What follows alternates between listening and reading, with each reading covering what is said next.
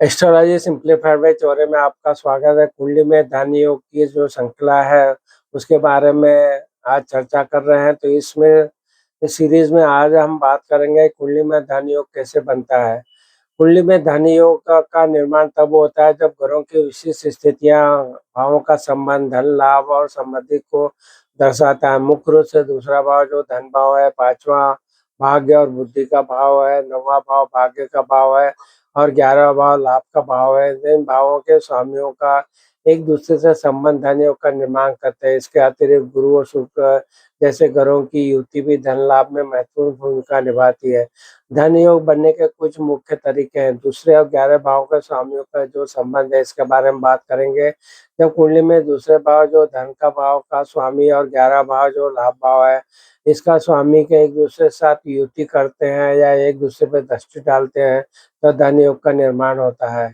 दूसरे, पांचवें, नवे, 11 भावों के स्वामी का संबंध के बारे में बात करें तो इन भावों के स्वामियों का एक दूसरे के संबंध या युति भी हो तो धन योग का निर्माण करती है। गुरु और शुक्र की युति के बारे में बात करें, गुरु और शुक्र जैसे शुभ ग्रहों की युति कुंडली में धन लाभ और समृद्धि का संकेत देती है।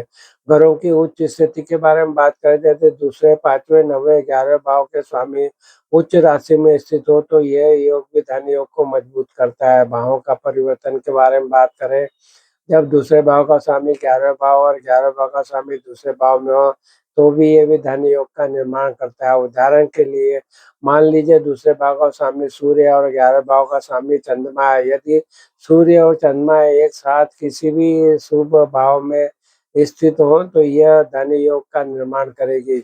यदि गुरु को धन का कारक पांचवें या नौवें भाव में स्थित हो तो भी यह धन योग का मजबूत करेगा। अन्य महत्वपूर्ण बातों के बारे में बात करें तो कुंडली में धन योग के अलावा अन्य योग भी धन लाभ में भूमिका निभाते हैं, जैसे लक्ष्मी योग, गजकेसरी योग, विष्णु योग।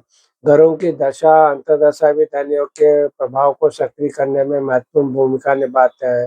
धन योग का निर्माण एक जटिल प्रक्रिया है और कई ग्रहों और भावों का संबंध शामिल होता है। एक अनुभवी ज्योतिषी आपकी कुंडली का विश्लेषण करके यह निर्धारित कर सकता है कि आपकी कुंडली में धन योग है या नहीं है और यह भी बता सकता है कि योग कब सक्रिय होगा। तो आज हमने बात करी कुंडली में जो धन योगों के बारे में बात की कि ग्रहों की जब दशा अंतर्दशा आती है तब भी यह धन योग बनता है।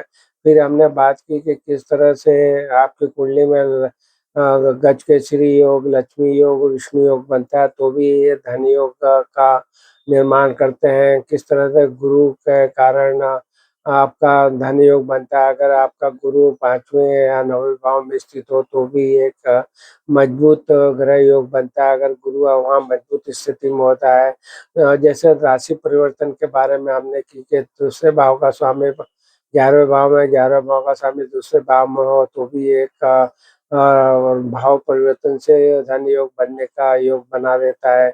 जब ग्रहों की उच्च स्थिति अगर ये धन योग के जो भाव है, दूसरे भाव, पांचवें, नवे, 11 भाव में अगर कोई भी ग्रह अपनी उच्च राशि में होते हैं तो भी यह मजबूत धन योग को सक्रिय करते हैं। गुरु और शुक्र की युति जो है ये भी एक धन लाभ और समृद्धि का संकेत देती है।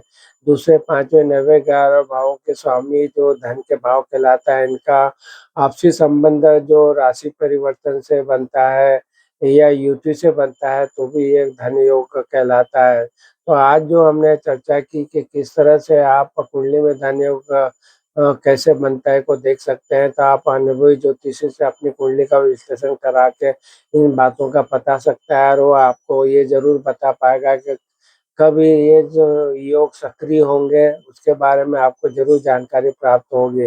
तो आपको हमारे वीडियो पसंद आ रहे हैं धन योग के बारे में, तो ये जो भी श्रृंखला हमने शुरू की है इसकी प्लेलिस्ट हमारी channel astrology simplified by Chaure में उपलब्ध है, वहाँ उनका लाभ उठाइए। और वीडियो पसंद आए तो ज़रूर शेयर भी कीजिए। आज आपने हमारे चैनल को सब्सक्राइब किया, वीडियो को लाइक और शेयर किया, इसलिए आप सबका बहुत बहुत धन्यवाद। प्रणाम प्रणाम प्रणाम।